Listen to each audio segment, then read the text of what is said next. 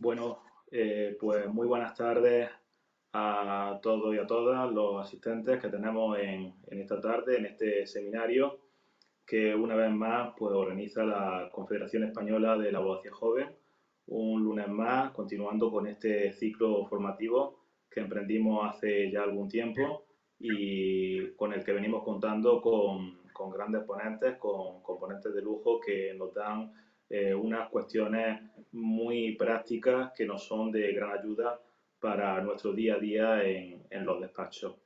En la tarde de hoy contamos con don Fernando Candela Martínez y que nos va a impartir la ponencia El conflicto de intereses en la abogacía.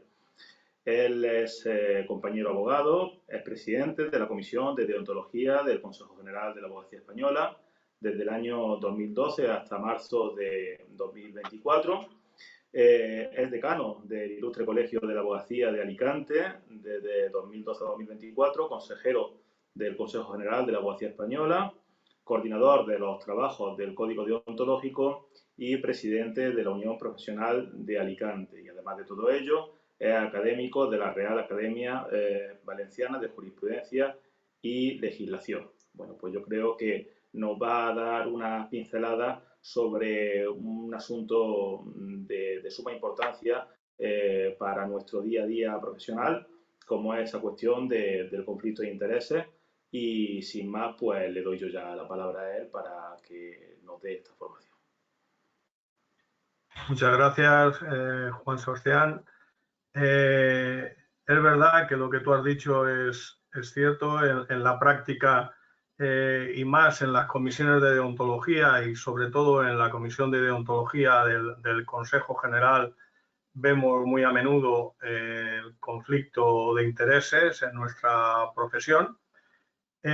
Una materia que tiene unos perfiles no nítidos, sino que son unos perfiles que se confunden y que hay que acudir al caso concreto, pero sí que es cierto que las comisiones de deontología llegan a asuntos de conflicto de intereses o de intereses contrapuestos, porque el conflicto de intereses siempre ha sido uno de los caballos de batalla en todas las profesiones. Es verdad que el profesional siempre tiene que cuidar no estar influido en su interés de defensa del cliente por otros intereses de tipo generalmente económico o personal, y eso es difícil de conllevar, porque siempre hay un interés personal o un interés económico en la llevanza de un asunto, pero siempre tiene que primar el interés primario y principal y absoluto, que es la defensa del cliente. Aquí hay una palabra, luego lo iremos desarrollando cuando veamos cómo trata la deontología el conflicto de intereses, que es la palabra riesgo. Siempre en las jornadas de deontología en las que se ha hablado de conflicto de intereses, se ha hablado siempre se habla de la palabra riesgo. Es decir, tenemos que evitar que esa situación de riesgo en el que el interés particular de una persona pueda interferir en el ejercicio adecuado de su discernimiento profesional, en nombre evidentemente del cliente. Tanto es así que ya el conflicto de intereses pues ha saltado a la política con la ley 5/2006 e incluso en el Real Decreto 1331 de 2006, por el que se regula la relación laboral de carácter especial de los abogados, también se dedica gran parte de sus normas a hablar del conflicto de intereses, hasta el punto de que con relación a las profesiones ya ha llegado al Tribunal de Justicia de las Comunidades Europeas el caso Nova, que abunda, y ya veremos también el Código Deontológico de la Abogacía Europea dedica, del poco texto que tiene ese Código de la Abogacía Europea, dedica gran parte a tratar de evitar el conflicto de intereses, porque el conflicto de intereses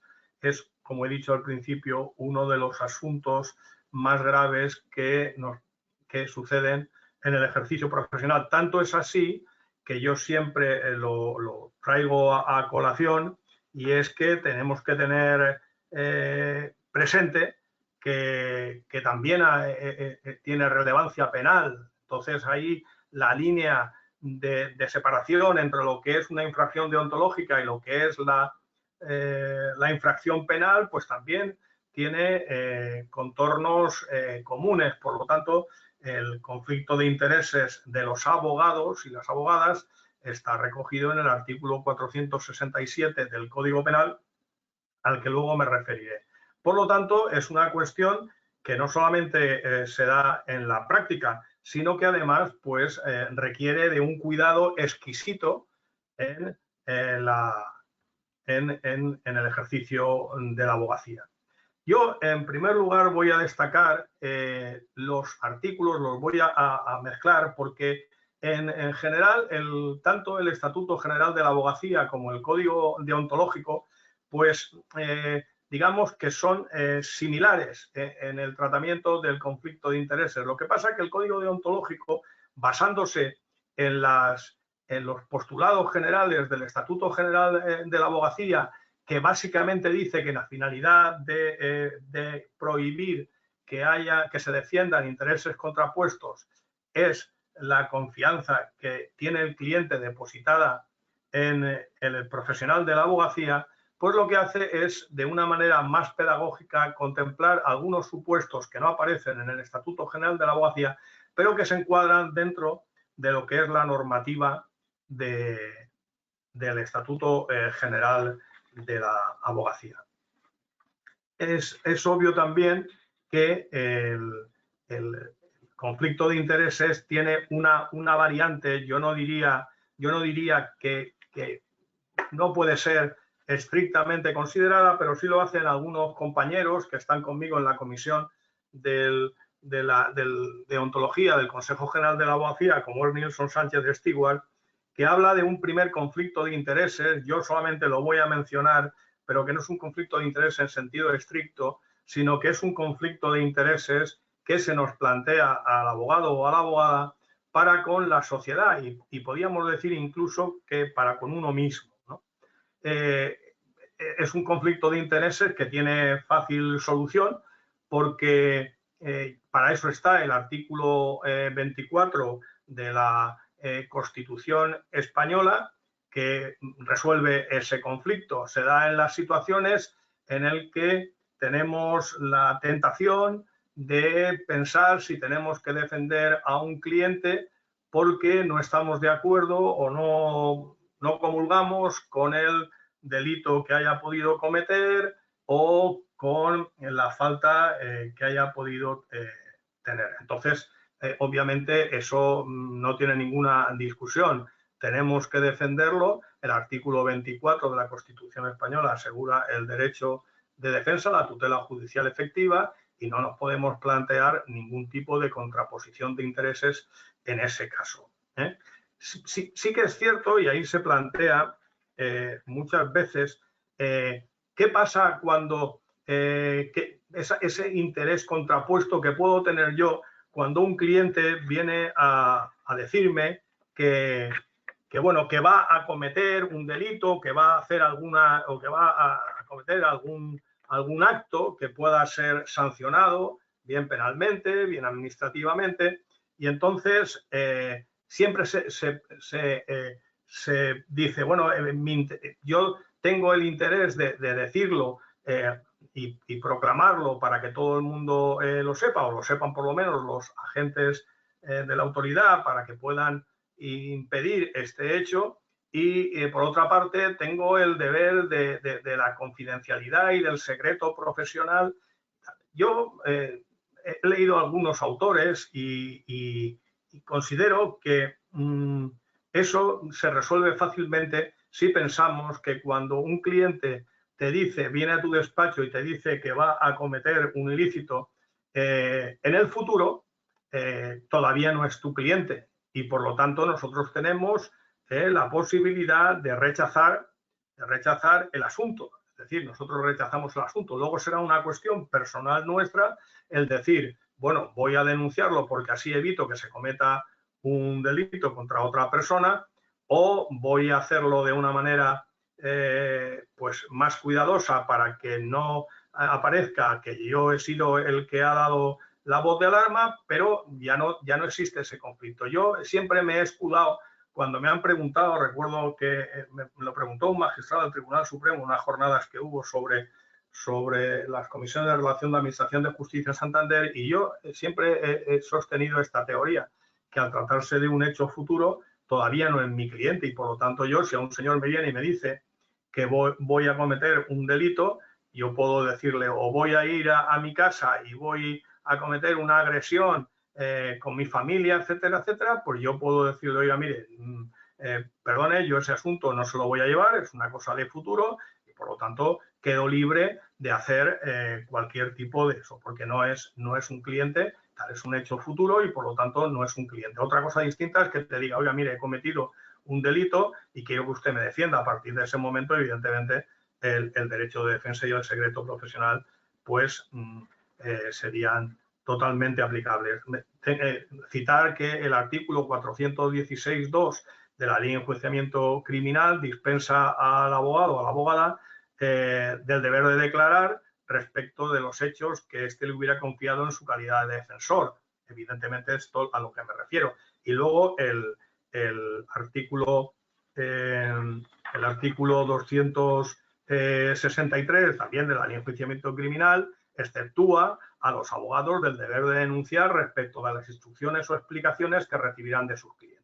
Pero bueno, este es un tema de intereses contrapuestos con la sociedad o con una forma con mi moral o mi ética, pero eso ya te digo que se resuelve por el artículo 24.2. Es decir, todo aquello que se nos confíe cuando se nos encarga un asunto, etcétera, no puede ser contrapuesto como un conflicto de intereses. Eso es una matización que he hecho porque evidentemente hay algunos autores que dicen, no, es que también aquí se plantearía un conflicto de intereses. Para mí, el conflicto de intereses en sentido estricto tiene tres variantes o requiere tres conductas. Y voy a empezar a referirme a ellas. Primero vamos a hablar del artículo 51 del Estatuto General de la Abogacía, porque se distinguen tres tipos de conflicto de intereses. Y también luego en las sanciones también tienen distinta gravedad unos de otros. El primer conflicto de intereses, en sentido estricto, sería el caso del artículo 51.1 del Estatuto General de la Abogacía, cuando dice que el profesional de la abogacía está obligado a no defender intereses en conflicto con aquellos cuyo asesoramiento o defensa le haya sido encomendada o con los suyos propios y en especial a no defraudar la confianza de su cliente. Yo aquí me detendría en las palabras intereses. No está obligado a no defender intereses en conflicto con los suyos propios, porque esta es una de las primeras de las conductas. Cuando hablamos de intereses, intereses contrapuestos con los suyos propios, tenemos que añadir nosotros, porque también lo dice el precepto, el despacho en el que el despacho propio o el despacho en el que trabaje, y luego también ya veremos después, porque hay una palabra que se añade, que es en el despacho con el que se colabore. Bien, esto hay que tenerlo en cuenta. Más adelante lo veremos hablando de la colaboración entre despachos. Y cuando hablamos de defender, dice, está obligado a no defender. ¿Qué entendemos por defender? Pues tendríamos que irnos al artículo 4 del Estatuto General de la Abogacía para entender cuál es la repercusión de esa de esa defensa, porque evidentemente esta es una conducta, luego ya lo veremos en el orden penal, que solo lo pueden cometer los abogados y abogadas y los procuradores, pero vamos a hablar de abogados y abogadas, y por lo tanto tienen que ser los profesionales de la abogacía. Y entonces el artículo 4 nos dice exactamente cuál es nuestra función.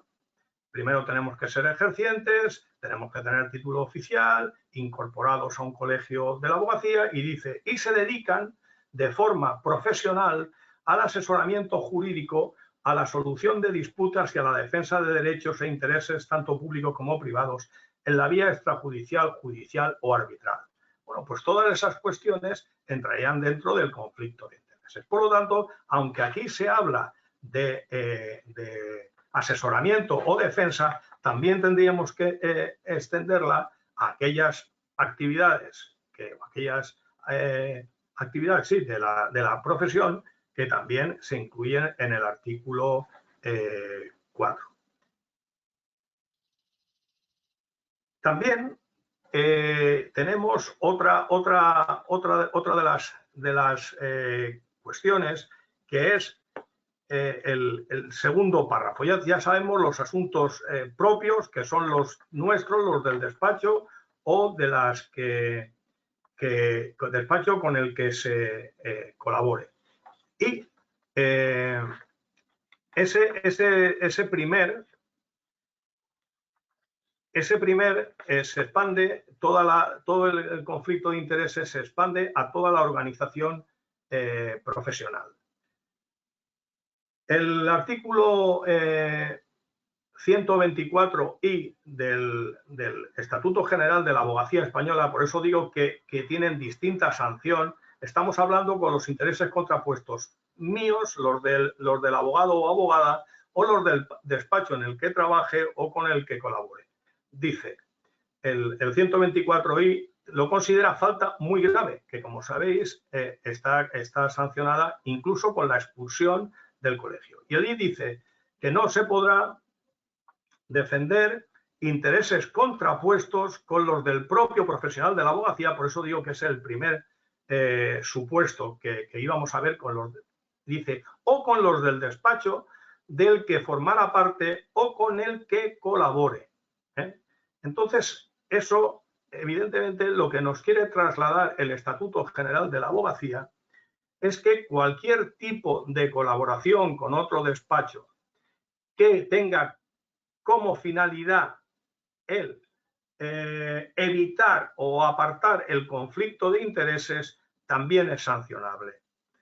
Sabéis, porque ha aparecido en la prensa durante muchísimo tiempo, que hay una figura que es la de las murallas chinas, que se decía de los grandes despachos, aunque yo he podido comprobar, he sido presidente de la Comisión de Deontología del Consejo General de la Abogacía Española muchos años, y sé que los grandes despachos pues tienen mucho cuidado con el conflicto de intereses, de tal manera que cuando alguien mete en el sistema informático del despacho un asunto, pues enseguida sale una luz roja cuando se puede entender que existe un conflicto de intereses. Pero bueno, esto es un tema que ha habido en algunos casos relevantes en el que ha salido, y se tiene por muralla china pues la creación de otros despachos, digamos, subordinados o colaboradores con ese despacho, que cuando llega un asunto que se tiene conflicto de intereses, pues se le traslada a ese despacho B, sin perjuicio de que se puede seguir llevando, digamos, o dirigiendo desde el despacho A el asunto. Por eso el Estatuto General de la Abogacía habla de la palabra colabore, pero eso no lo tenemos que situar solo en la órbita de los grandes despachos, también podría situarse en la órbita de dos pequeños despachos en los que a un despacho llega un asunto en el que pueda ese despacho incurrir en conflicto de intereses y concierte con otro despacho que colabore con él, llevando, digamos, entre comillas, la dirección del asunto el primero, y que el segundo colabore simplemente para evitar el conflicto de intereses. Es verdad que este tipo de conductas se dan cuando los asuntos son importantes o cuando son interesantes, porque un asunto menor o un asunto pequeño pues no requiere todo este movimiento para evitar el conflicto de intereses. Pero que quede claro que si esa colaboración se detecta, pues bueno, pues no solamente puedes incurrir en una falta muy grave, sino que también puedes incluso incurrir en el delito penal del artículo 467.1. ¿Vale? Por eso el tema de las murallas chinas lo vamos a dejar aparcado, pero con el asterisco de que cualquier colaboración puntual hecha premeditadamente para evitar el conflicto de intereses, a pesar de seguir teniendo cierta influencia en el asunto, pues también se podría considerar como intereses contrapuestos.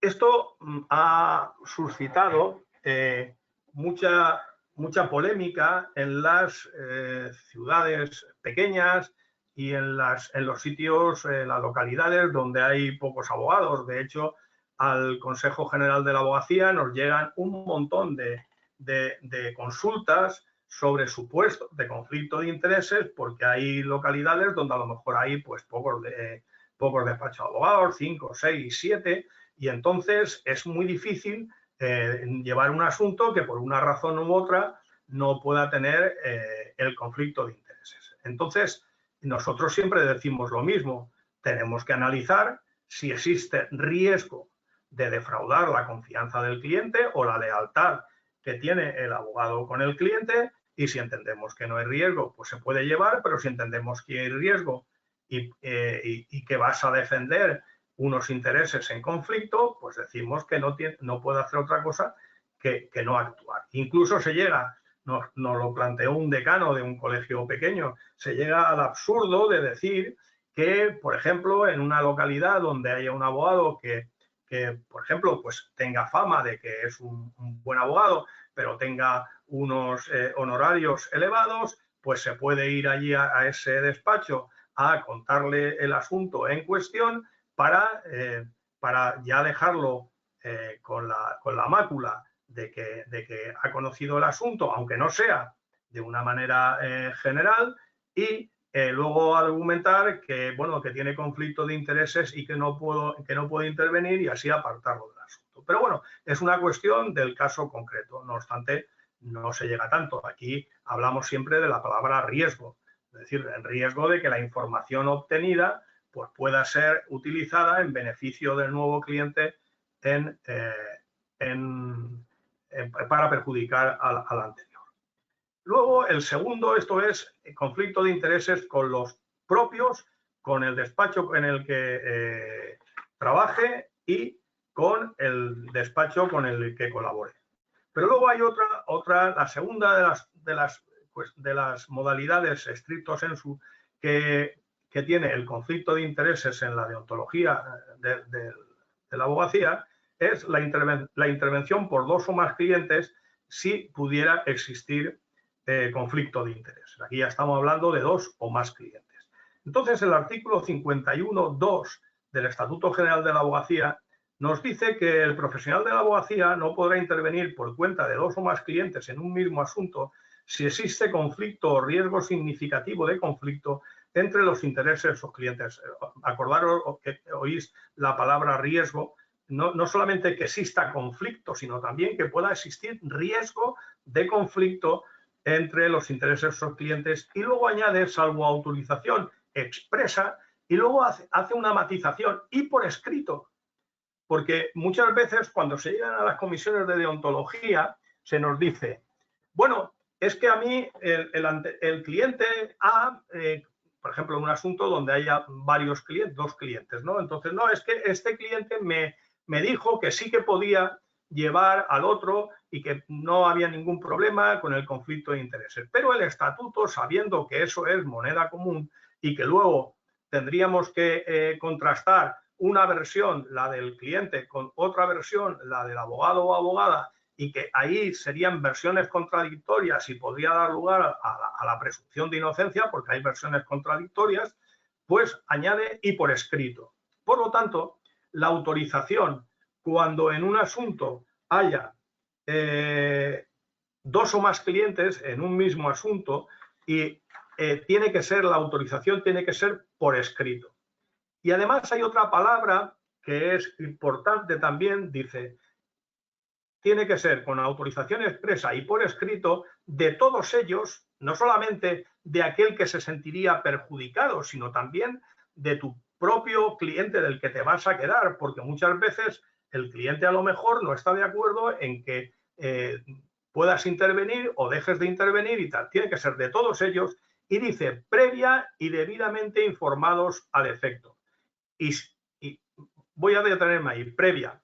Es decir, lo que no puedes decir es estoy interviniendo y luego a posteriori le pido que me autorice el mío o el otro y tal. Tiene que ser previa. Es decir, oye, mira, voy a intervenir en nombre de este en el procedimiento y quiero que el que voy a defender y el que no voy a defender, me autoricéis para que pueda hacerlo. Vale, ya tienes la autorización expresa y por escrito. Y luego el artículo 51.2 habla de otro supuesto que también es importante resaltar. Dice, siempre que se trate de un asunto o encargo de naturaleza no litigiosa. Entonces, no solamente es que no puedes intervenir si no tienes autorización expresa y por escrito de los dos que vas a intervenir, sino que si se diera un asunto de naturaleza litigiosa, ya no valdría tampoco esa autorización expresa y por escrito. Si hay un asunto de naturaleza litigiosa, ya no puedes intervenir en nombre de los dos y tendrías que renunciar. ¿Vale? Eso lo tenemos claro. Sé que yo el conflicto de intereses lo veo como una de las cuestiones a veces más dolorosas para un profesional, porque te ves que tienes un asunto quizá de importante y que en un momento determinado, pues entre los dos clientes ha habido una discusión. Bueno, a mí me pasó recientemente en una herencia importante que yo llevaba a los 3 hermanos, todo iba como una seda, pero por estas cosas, pues un hermano se enfadó con los otros 2 y entonces, pues cuando hay un enfado en una familia, pues aquello fue a mal y entonces yo tuve que decir con todo el dolor de mi corazón, porque, bueno, era un asunto importante, pues tuve que decir que me apartaba del asunto, pasé mi minuta hasta el momento en que se produjo el riesgo de que hubiera conflicto de intereses y me lo tuve que dejar. Y mira que me dolió, pero me lo tuve que dejar. ¿Vale? En el número 3 te dice precisamente, el número 3 del artículo 51 del Estatuto General de la Abogacía, te dice precisamente lo que yo estoy hablando. Dice, cuando surja un conflicto de intereses entre dos clientes, el profesional de la abogacía deberá dejar de actuar para ambos. Y vuelve a repetir, salvo autorización expresa por escrito, otra vez, de los dos para intervenir en defensa de uno de ellos. Por lo tanto, volvemos a hablar de lo mismo.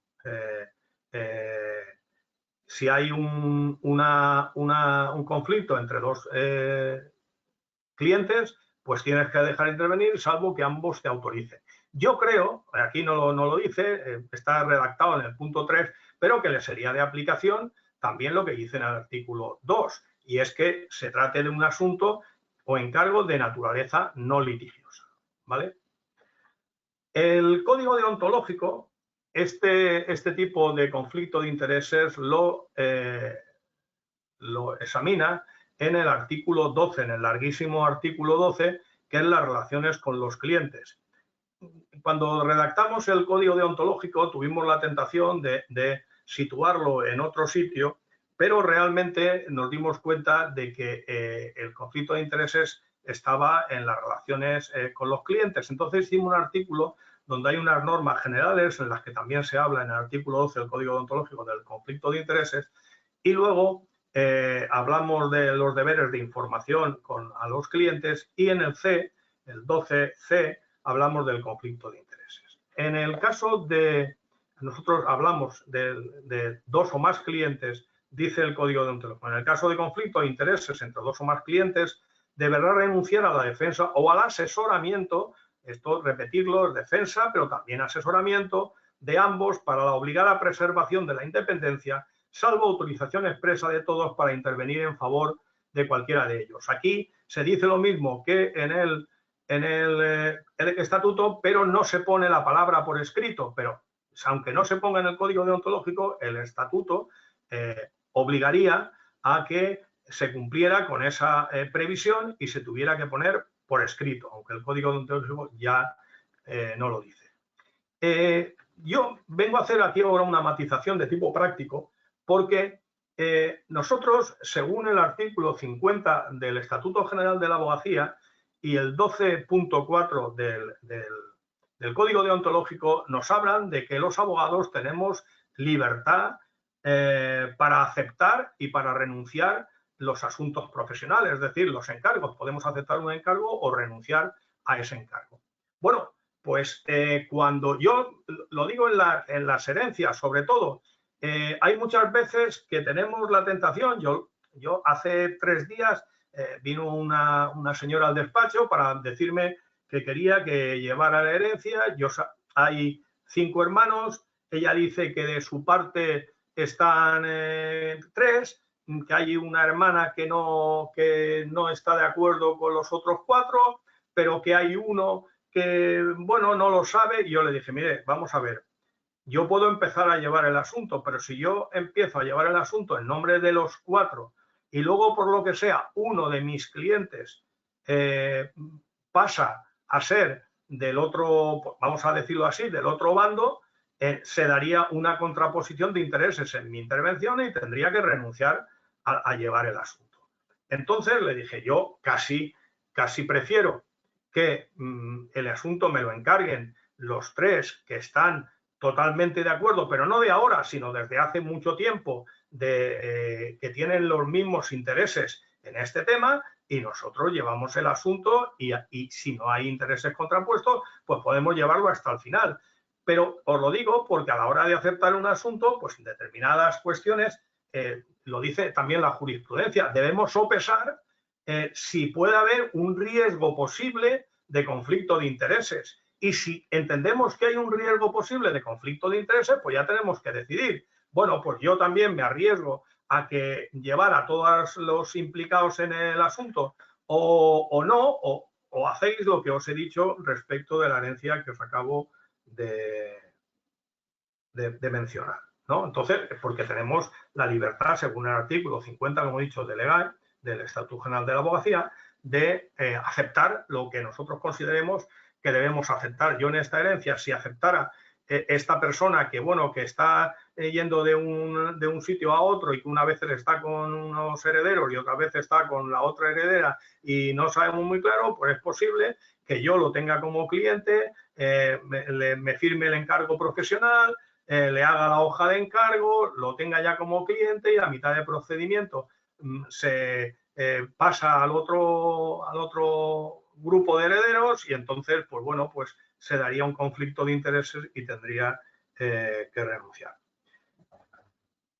El artículo 12 del Estatuto General de la Abogacía, aunque aquí estamos hablando de 2 o más clientes, consideramos necesario o conveniente poner también cuando se trata de un conjunto. Ya no es 2 clientes, 2 o más, parece que sean 2, 3 clientes, no, un conjunto de clientes afectados por una misma situación. Y eso lo incluimos en el artículo 12C6, y también está prohibido ocuparse de los asuntos de un conjunto de clientes afectados por una misma situación cuando surja el conflicto de intereses. Si no surgiera conflicto de intereses, pues se puede llevar sin ningún problema.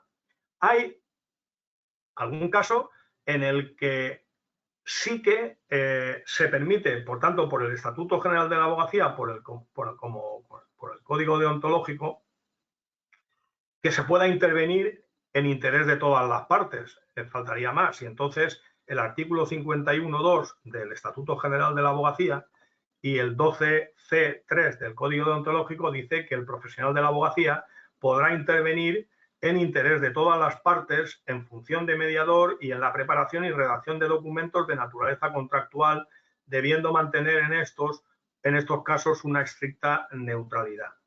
el código deontológico habla de mantenerse una estricta y exquisita objetividad. Es lo mismo, con distintas palabras es lo mismo.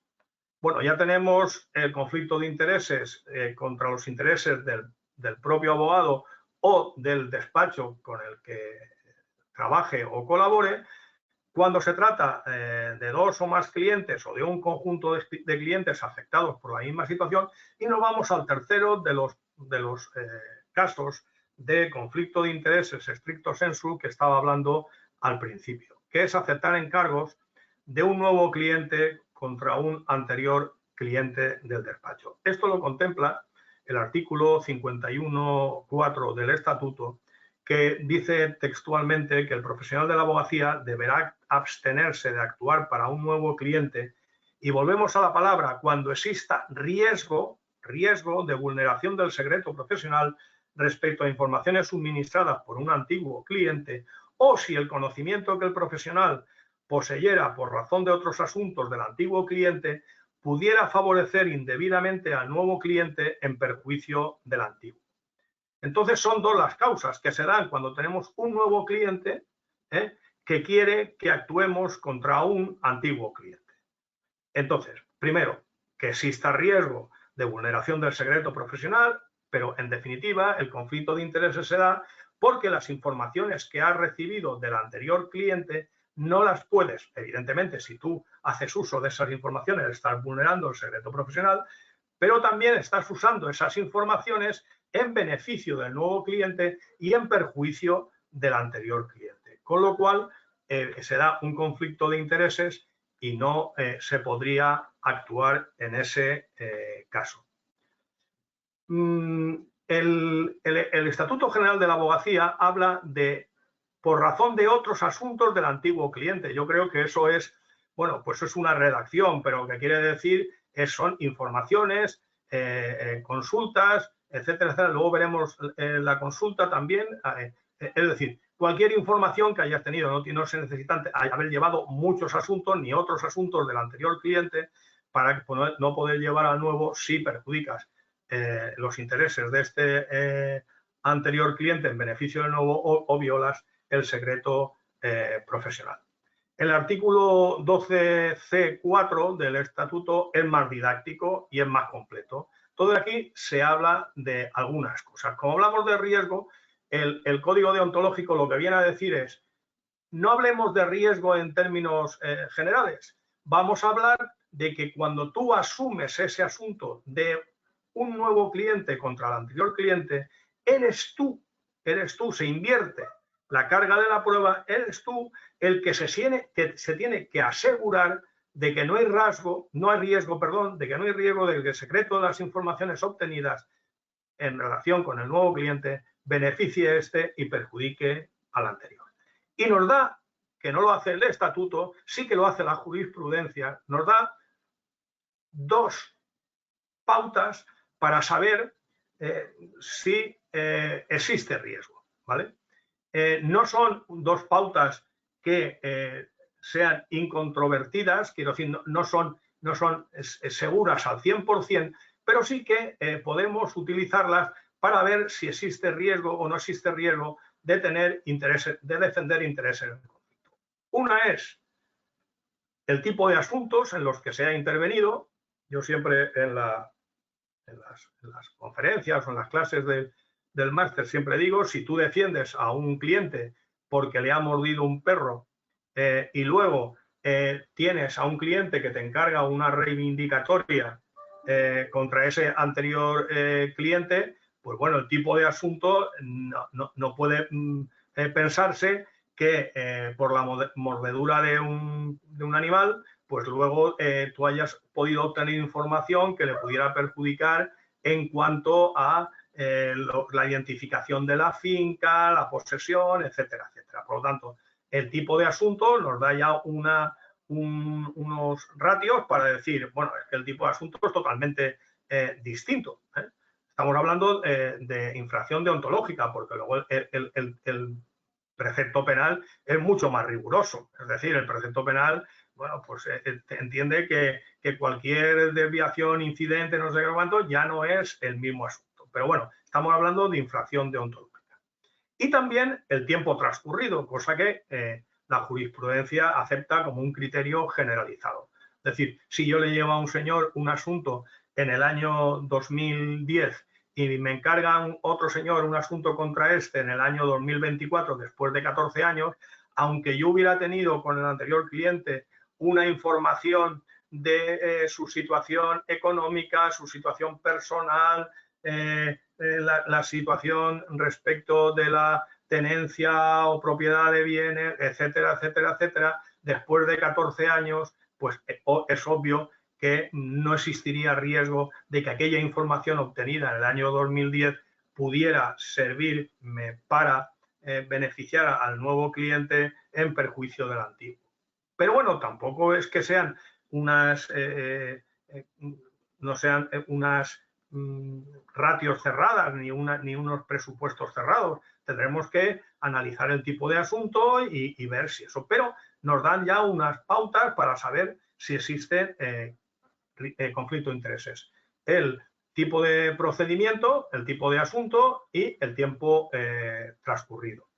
Lo que sí que dice el Código Deontológico, explicando más, es que no se puede intervenir en la defensa del nuevo cliente en perjuicio del anterior en el procedimiento, evidentemente, porque eso sí que sería delito del 467, ni en los incidentes, recursos, ejecuciones o nuevos procedimientos que de él traiga causa. El estatuto no lo dice, pero el Código sí que lo dice. Lo añade a todos los incidentes, recursos, ejecuciones o procedimientos que de él traigan causa, siempre que, evidentemente, en la información obtenida en esos procedimientos, pues sea utilizada en beneficio del nuevo cliente en perjuicio del antiguo, ¿vale? Y luego tenemos el principio, como he dicho, el principio, como he dicho antes, el principio de imputación. El artículo 51.4 del Estatuto General de la Abogacía dice que cuando varios profesionales de la abogacía ejerzan de forma colectiva o formen parte o colaboren de un mismo despacho, cualquiera que sea la forma asociativa utilizada, las reglas establecidas en este artículo serán aplicables al grupo en su conjunto y a todos y cada uno de sus miembros. Quiere decir que si tú estás en un despacho colectivo o tienes cualquier otra forma asociativa y llevas un asunto y llega a otro abogado de ese despacho colectivo o cualquier otra forma asociativa el nuevo asunto, pues evidentemente no parece muy estético que en el mismo despacho físico se lleve a una persona contra otra. Entonces, pues bueno, ya sabemos que ese es el principio de imputación que se extiende a toda la organización profesional y que no hay forma de librarse de ese conflicto de intereses. Esto lo dice también el artículo 12c8 del Código Deontológico, de cuando se forme parte o se colabore en un mismo despacho, cualquiera que sea la forma asociativa utilizada, estas normas serán aplicables al grupo en su conjunto y a todos y cada uno de sus miembros. Por lo tanto, el principio de imputación rige tanto en el Estatuto General como en el Código Deontológico. Hay dos situaciones que quiero referirme ahora. Bueno, son y cuarto, me queda, luego supongo que habrá un turno de preguntas. Voy a ver si en poco menos de 10 minutos pues puedo terminar la exposición.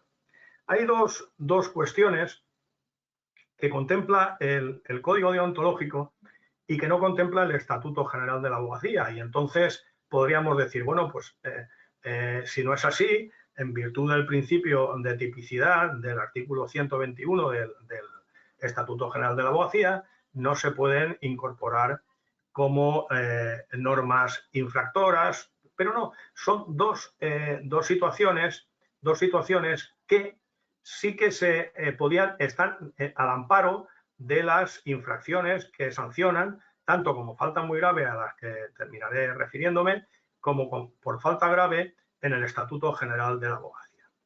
Estos dos son, el primero, los procedimientos de familia de mutuo acuerdo. Esta cuestión nos dio unos quebraderos de cabeza terribles cuando estuvimos haciendo el código deontológico. ¿Por qué? Porque se daban situaciones curiosas, como por ejemplo tener que sancionar al hermano el hermano de una cliente que se había divorciado de mutuo acuerdo, es decir, la hermana se había divorciado de mutuo acuerdo, que él era el abogado de su hermana, era evidente, incluso por cuestiones familiares, que no había tenido como cliente al ex marido de su hermana, pero sí que lo había llamado para que solamente pusiera la forma, prestara su consentimiento y firmara, exclusivamente para eso. En cambio, lo sancionábamos. Estuvimos analizándolo por activa y por pasiva para ver cómo podíamos solucionarlo. Al final, en el 12C5 dijimos que cuando se hubiera intervenido en defensa de ambas partes en un procedimiento de familia de mutuo acuerdo, no podrá luego actuarse en defensa de los intereses de una de las partes frente a la otra en ningún trámite, ejecución, recurso o modificación derivados del proceso inicial. Esto está como está lo anterior. Es decir, oye, divorcio de mutuo acuerdo, no podéis intervenir ni en el procedimiento, eso sería 467, ni en los incidentes, recursos, etcétera, etcétera. Pero dijimos, esta prohibición que decíamos en el mutuo acuerdo no regirá cuando se haya actuado solo por una de las partes con el consentimiento de la otra. Es decir, solo actuó por una de las partes, pero el otro cónyuge solamente comparece para prestar su consentimiento sin más. ¿Por qué llegamos a esa conclusión? Bueno, pues llegamos a esa conclusión dándole vueltas a muchos temas, a muchas peticiones, etcétera, etcétera, pero también teniendo en cuenta lo que dice el artículo 750 de la Ley de Enjuiciamiento Civil cuando habla de la representación y defensa de las partes.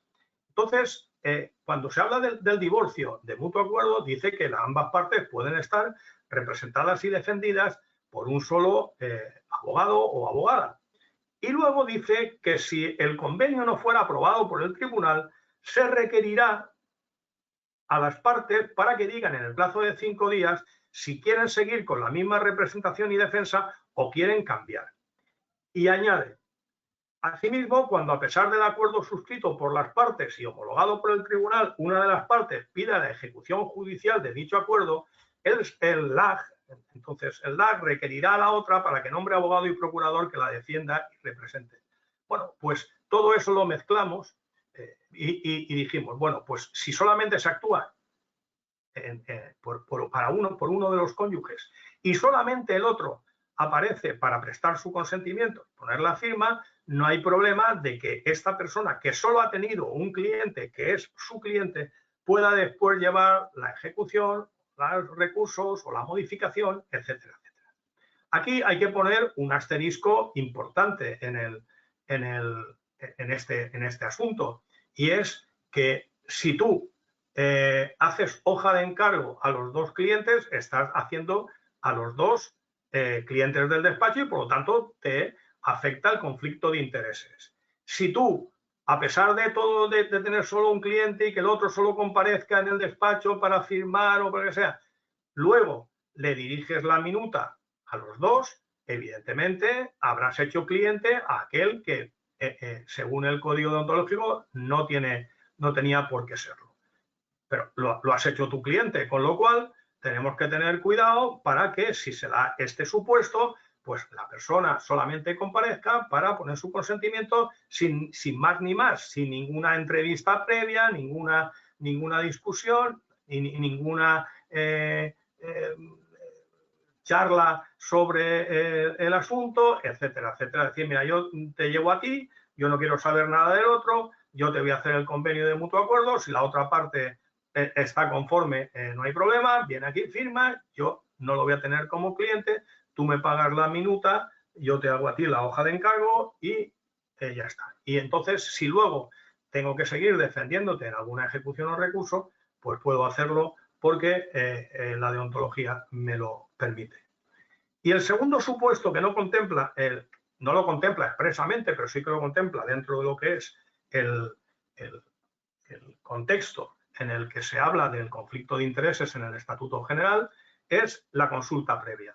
Esto también dio mucho que hablar y que trabajar, porque el artículo 12C del Código Deontológico en el 7, en el punto 7, dice: no deberán aceptarse encargos en un asunto cuando la parte contraria o un colega de profesión, ojo, un colega de profesión que te llama y te explica un asunto, le haya realizado una consulta referida al mismo asunto en virtud de la cual haya adquirido una información que pueda poner en peligro su independencia, la obligación de preservar el secreto profesional o su deber de lealtad. Evidentemente es una consulta importante, es una consulta importante donde te dan razón del asunto, del fondo del asunto, etcétera, etcétera, etcétera. No es simplemente una consulta sin más de, oye, tú llevas este tipo de asuntos. Pues no, eso no es una consulta que pueda afectar, y fijaros lo que dice el Código Deontológico, poner en peligro tu independencia, afectar al secreto profesional o al deber de lealtad que tienes para con el cliente, el anterior cliente. Esto que parece llegar a estirar mucho el argumento, pues a mí se me dio en la comisión de deontología, cuando en el decanato del Colegio de la Abogacía de Alicante, porque es un caso, es una compañera que le toca defender por el turno de oficio a un acusado de un delito de asesinato. Este acusado del delito de asesinato es de un pueblo cerca de Alicante, no muy grande, y entonces ella le viene el encargo por el turno de oficio. Cuando se persona, está la acusación particular y la familia del presunto asesino le dice que el letrado que lleva la acusación particular es el letrado al que ellos fueron a ver cuando se produjo el hecho en cuestión, y que evidentemente no puede seguir defendiendo no puede ser la acusación particular porque conoce cosas que evidentemente pueden resultar muy perjudiciales para la defensa de este hombre acusado de asesinato.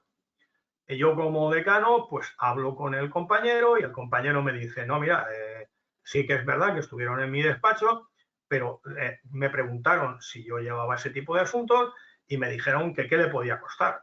Y entonces yo les dije días después qué le podía costar, dijeron que les parecía mucho, que no estaban de acuerdo y se fueron. La familia mantenía que no es cierto, que habían estado con él hablando varios días, que le habían comentado confidencias del acusado, etcétera. Y entonces, como no se podía hacer nada porque era la versión, no había ninguna prueba entre una cosa u otra, lo único que se me ocurrió es decir: bueno, pues vamos a ver si en el desarrollo del juicio entendéis, se lo dije a la letrada del turno que defendía al presunto asesino, si entendéis que se ha utilizado alguna información obtenida en esa consulta una vez o inmediatamente sucedidos los hechos, pues bueno, pues ahí podemos intervenir, pero es que además puede ser que sea constitutivo de infracción penal. Si no, pues evidentemente no podemos hacer nada porque es la palabra de uno contra la de otro. Pero digamos que esta consulta previa tiene la importancia en determinados asuntos que no se la queremos ver porque decimos: mira, eso es tirar mucho el argumento, pero luego a la hora de la verdad se dan casos que son así. Y yo voy a hablar del artículo 124 de las infracciones muy graves. La infracción muy grave, que puede estar sancionada incluso hasta con la expulsión del colegio, es la defensa de los intereses contrapuestos, ojo con lo que voy a decir, con los del propio profesional de la abogacía o con los del despacho del que formara parte o con el que colabore. Esa es la muy grave. Por lo tanto, del primer caso que habíamos dicho del intereses contrapuestos a los suyos propios, los del despacho que formen parte con colabore, es falta muy grave, artículo 124I. En cambio, luego se distingue como infracción grave del 125J la defensa de intereses en conflicto con las de otros clientes del profesional de la abogacía o despacho del que formara parte o con el que colaborase, y ya dice en vulneración de lo establecido en el artículo 51 del presente estatuto, que es lo que el artículo que se refiere al conflicto de intereses en general, ¿vale?